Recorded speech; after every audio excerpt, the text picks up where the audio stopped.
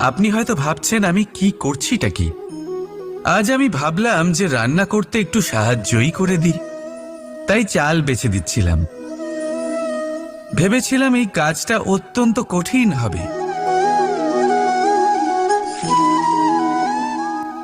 না, সহস্র ভালো চালের মধ্যে থেকে দুটো কাকড় বাছা শুধুমাত্র অভ্যেসের ব্যাপার। বাস্তবে কঠিন কাজ আর শিল্পকলা সেটাই যেখানে কয়েক হাজার কাকড়ের মধ্যে থেকে একটা রত্ন বের করতে হয়। এবারের সারমর্ম কি হতে পারে?